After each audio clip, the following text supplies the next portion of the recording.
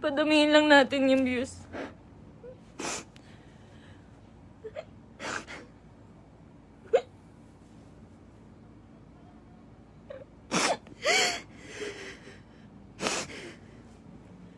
Magsasalita na po ako. Magsasalita na po ako. Padamihin lang po natin yung views.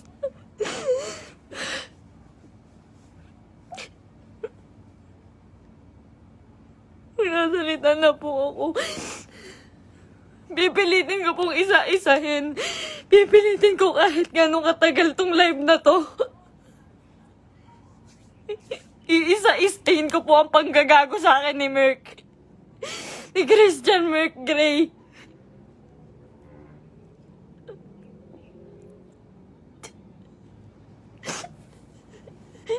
Ginago po ako ng taong yon. Ginamit po ako ni Christian Merc Gray. Lahat po nang nangyayari sa lahat ng video namin, mula umpisa hanggang ngayon, scripted. Lahat po yun sinunod ko dahil mahal ko siya. Dahil gusto ko ibigay yung buhay na gusto niya. Kung magtataka po kayo kung bakit maraming nawawala sa amin sa Team Merpay dahil sa kanya. Dahil po sa ugali ni Merc. Napakademonyo po ng ugali ni Merc. Ginago niya po lahat.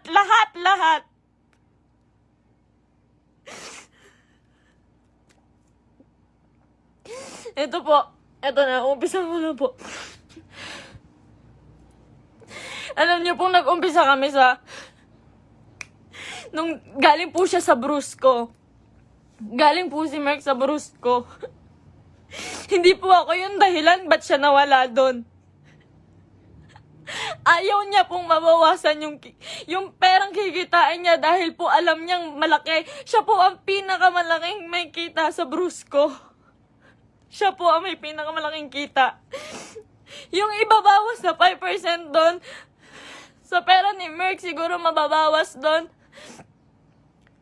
16,000.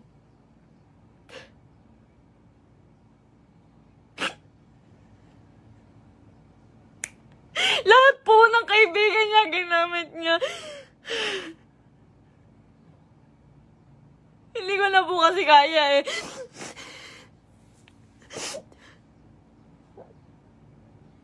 Sobra po yung ginawa ni Merc. Sobra. Hindi ko na po kaya. Pasensya na po kayo.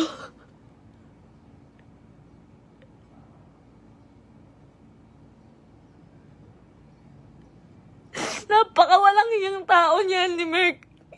Lahat po ginago niya, pamilya ko.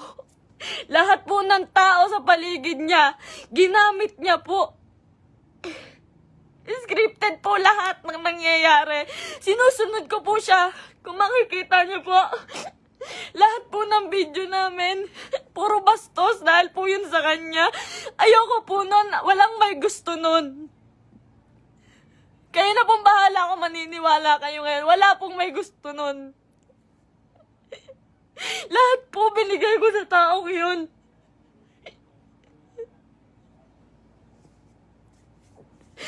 Lahat po ng panggagamit sa katawan ko, lahat po ng pagpapakita ng kung ano sa katawan ko, siya po ang may gusto nun. Nagagalit po siya pag aayaw ako. Ang sasabihin niya, para sa atin to. Para sa atin to. Pero hindi ko naramdaman dahil po, napakalaki po ng kinikita ni Merc. Wala po siyang binibigay sa akin. Kung sasabihin niyo po na pera lang ang habol ko sa kanya. Kung makikita niyo po yung bahay namin, hindi niya po napagawa yun. Hindi niya po pinagawa yung bahay namin. Uunahin niya pa po yung iba. Sa laki ng kinikita ni Merc, sa milyon ang kinikita niya sa isang buwan. 5,000 lang po ang binibigay sa akin yan, pati kay mama. Sa magulang ko po, 5,000 lang po, isusumbat niya pa. Mumurahin niya yung magulang ko.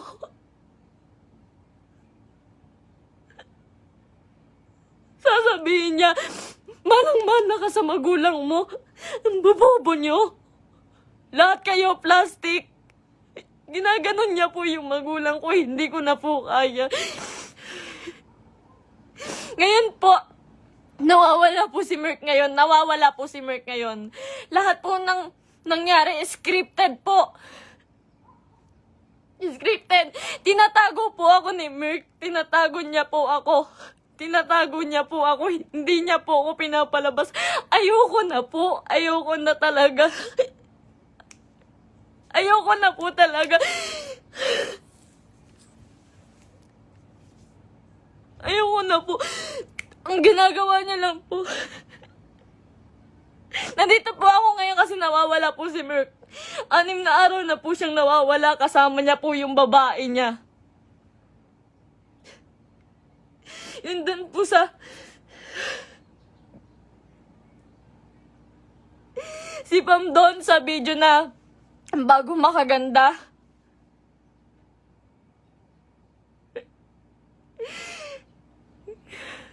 Huwag niya po sisihin yung kambal doon, si Chen Chen tsaka si Tantan.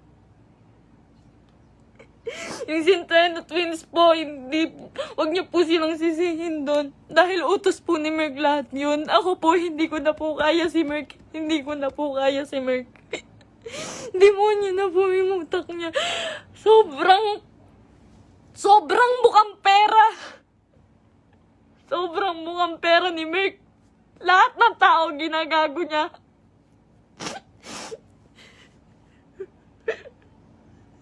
Sinisira niya po yung nanay ko po. Yung nanay ko na nasisira na din po sa inyo. Yung sasabihan po yung nanay ko na mamatay ka na, siya po may utos nun. Ginagawa niya pong robot yung pamilya ko dahil sa akin na lang po tumitingin yung pamilya ko. Ba't nila sinusunod si Merk? Kada pupunta po sila sa bahay, may pagkain na sila, maghihintay kami ng script niya. Magagalit pa po yan pag nagkakamali ako. Pag may mali po ako nasasabi, pag kailangan ulitin ng video, magagalit pa po yun. Lahat po ng video namin, scripted. Dahil po sa kanya.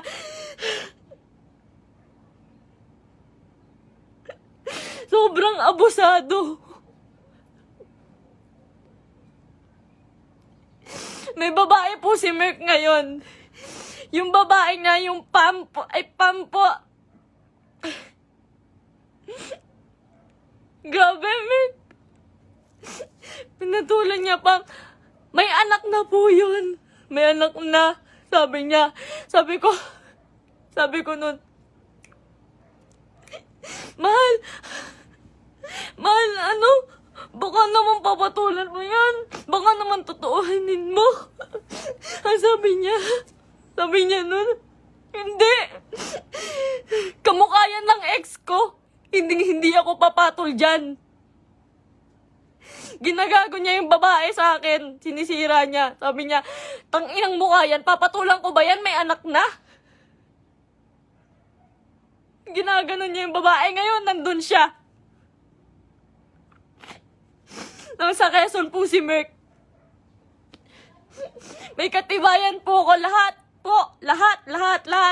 Kahit sa chat, kahit yung babae. Nahuli ko po kasi dahil po dun sa post ng babae. Nag-post po yung babae. Nakasama po yung sasakyan namin. Tapos yung cellphone ko po, nagla-login po yun sa Quezon.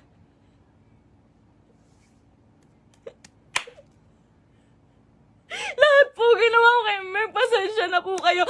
Ako po mismo humihingi ng pasensya dahil po kinonsinti ko siya. Mahal ko lang po talaga. Ngayon lang ako natauhan. Sobrang dami kong kaibigang nilayuan. Pamilya dahil ayaw nila ng video namin ni Merk. Sobrang dami ko pong nilayuan. Wala po akong kaibigan ngayon. Wala po akong kahit sino ngayon. Dahil kay Merk, dahil iniingatan ko po siya.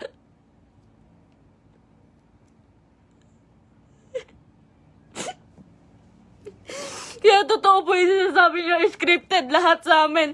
Scripted lahat ng buhay na binigay sa akin ni Merk.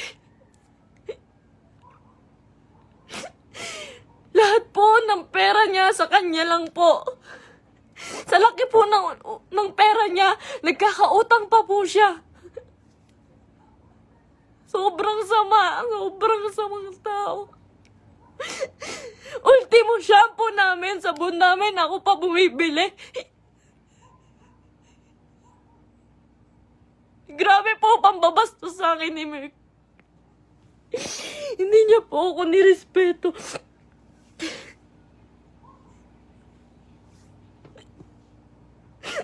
Nawalan po ako ng kaibigan dahil sa kanya. Huwag niyo po sisihin lahat po ng taong nakapaligid kay Merk. Dahil po lahat yun inuutusan niya. Sobrang bossy. Hindi niya naman po pinapalamon.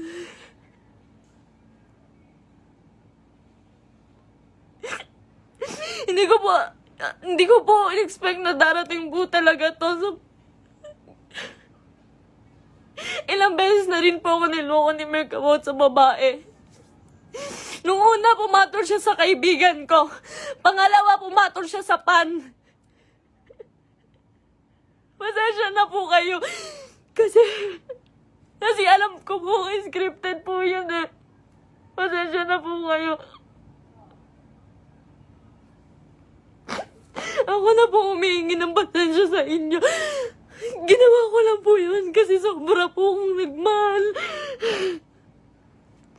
Bago po namin makuha si Asurada, ang inuulam po namin araw-araw, itlog at tuyo araw-araw para makuha niya lang yung sasakyan niya. Lahat po ng meron siya ngayon, sa kanya po nakapangalan. Pati yung bangko po, sa kanya po.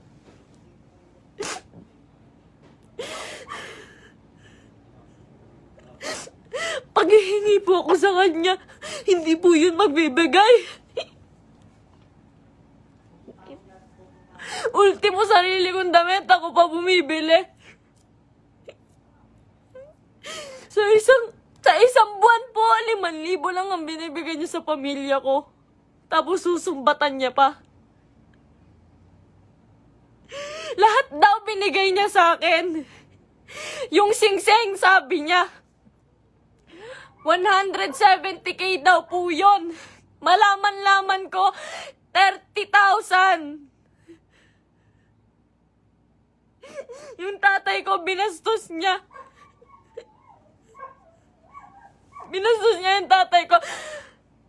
Hindi po siya nagpaalam sa tatay ko na magpropose siya. Nung time na yun po, hindi po maganda yung nangyari. Yung proposal po. Hindi po ako naniniwala sa proposal na yun dahil po, alam ko na hindi totoo, na para lang yun sa video. Lahat po kay Merk, hindi totoo.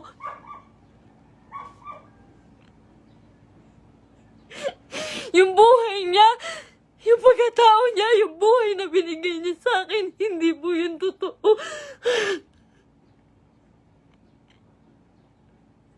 Lahat po ng kaibigan niya na malalapit sa kanya, ginago niya po lahat yun.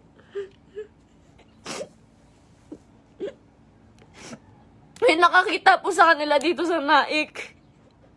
Flex niya pa po pala yung babae kahit kanino.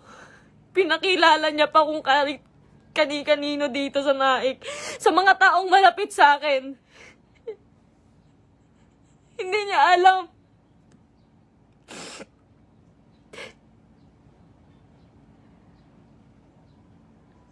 Grabe po yung ginawa sa akin. 3 years po akong nagtiyaga. Isang buwan po akong nakakulong. Isang buwan po akong nakakulong sa kwarto. Kinukulong niya po ako kasi bawal daw po ako makita ng kahit sino kapitbahay. Nandito lang po ako pag uuwi po ako sa Antipolo. Madaling araw niya po ako iuuwi doon para walang makakita sa akin.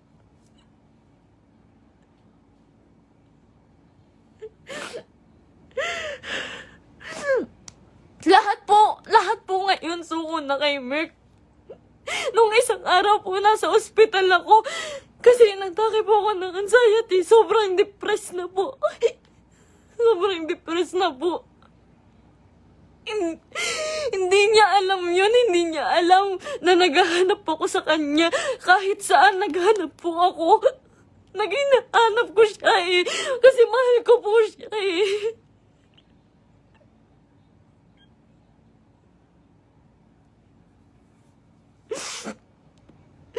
Ilang araw po wala akong tulog, wala akong kain, kakahanap sa taong yun. Tapos malaman ko na kasama niya yung babae. Huwag niyo pong sisisihin yung mga tao sa paligid niya dahil siya po ang naggawa nitong gulong to. Huwag niyo sisisihin si Kuya Mark, yung Centennial Twins. Kahit sino. Siya po ang gumawa nito. Sobrang boss po ni Merk. Sobrang pa-boss po.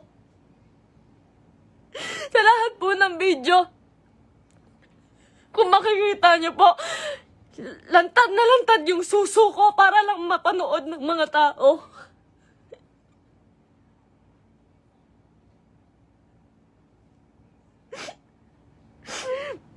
Para lang panoorin niyo, para lang magkapera siya. Lahat po ng taong nawala po sa amin, hindi ko po masisisi. Eternals TV, Brusco, Arnold, Tatay Onin. Marami pa pong nawala sa aming mga kaibigan dahil po sa kanya. Dahil hindi po nila kaya. Hindi po nila kinakaya si Merk. Nagmahal lang po ako. Pasensya na po. Pag mag-short film po kami, magkamali lang po ako ng unti. Nangina naman mahal, galingan mo naman. Pati po pagkapahulog ko po sa hagdan, hindi po yun totoo. Ang sakit po ng katawan ko nun pagtapos. Ginawa ko yun sa kanya nung nagpakahulog ako sa hagdan.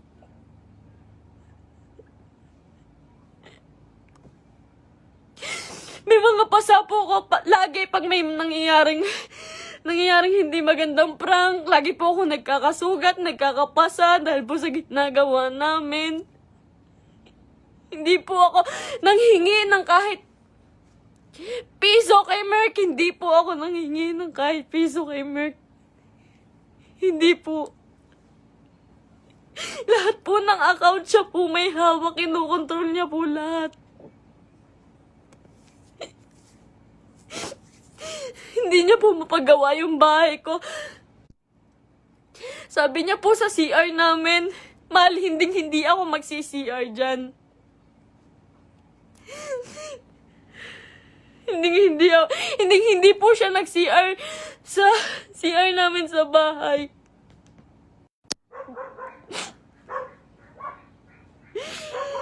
Pero hindi niya po yun mapagawa. Tinitiis niya po yun. Kayo na pong bahala kahit hindi na po kayo maniwala. Hindi ko po kayo masisisi. Kasi lahat ng ginawa ni Merk, hindi totoo yun. Wala nang totoo kay Merk. Mahal na mahal ko yun. Ang dami kong ginawa para sa kanya. Alam po yan ang mga totoong kaibigan namin. Alam po nila kung gaano ako nagsasakripisyo araw-araw. Napakarami niya pong pera, pero ang dami niya rin pong utang. Hindi ko na po alam kung saan niya pinupunta yung mga pera. Kung makikita niyo naman po kasi sa mga video namin, wala po talaga akong hawak na May mga pangalan na damit, may pangalan na sapatos. Lahat po yun ako lang po. Uutang pa po ako sa ibang tao, magkapera lang. Lagi po akong umuutang sa ibang tao, magkapera lang.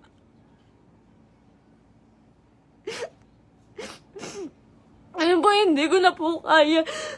Hindi ko na rin po talaga kinaya. Wala pa po akong tulog kain. Na-hospital pa po ako. Hindi po ako nagmamakaawa sa inyo. Wag po kayong maaawa sa akin. Gusto ko lang naman po sabihin sa inyo yung totoo. Kasi ayoko na pong may mga taong masaktan. Ayoko na pong... Hindi ko po kasi talaga kaya yung mga bash. Hindi ko po yun kaya. Nag-aaral po ako noon. Pinatigil niya po ako sa pag-aaral para lang po sa video. Yung pangarap niya po yung sinunod namin eh. Yung pangarap niya, tinabi ko na po yung pangarap ko. Grabe yung sakripisyo ng pamilya ko. Grabe. Sasabihin niya, yung nanay mo, plastic. Yung nanay mo, sa Cebu po. Sa Cebu, hindi siya nahiya. Hindi po siya nagbigay ng kahit ano, na kahit piso lang doon sa tiniran namin. Iniwan niya po ako doon para lang po sa babae. Sabi niya po may sponsor. Iniwan niya po ako sa Cebu. Magkasama po kami doon isang araw po. Ang usapan po, 1 linggo po kami doon. Kasi po pupunta na po kaming Canada. Mas malaki po kasi yung kita sa Canada. Kaya po kami pupunta ng Canada, pero hindi ko na po kaya.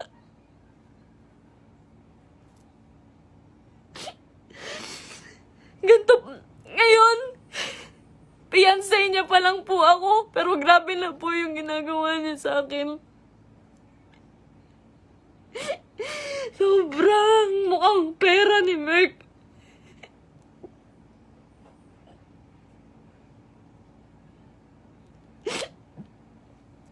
Magalit na po kayo sa akin, pero ginawa ko lang po yun kasi mahal ko po yung tao. Pasensya na po. Pasensya na po.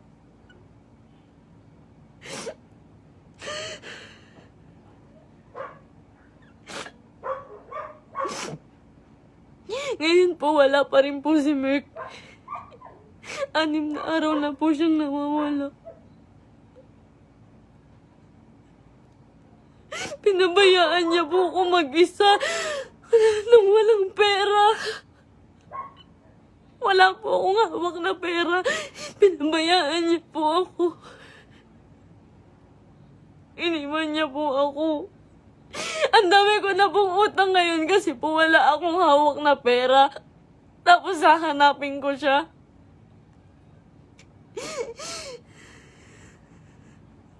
Masakit po kasi lalo eh. Fiancé na po kasi ako eh.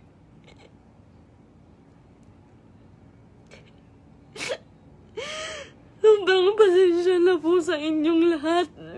Sobrang pasensya na po. Mahal ko lang po yung tao. Pero ngayon po suko na po ako. Pagod na po ako. Pagod na ako.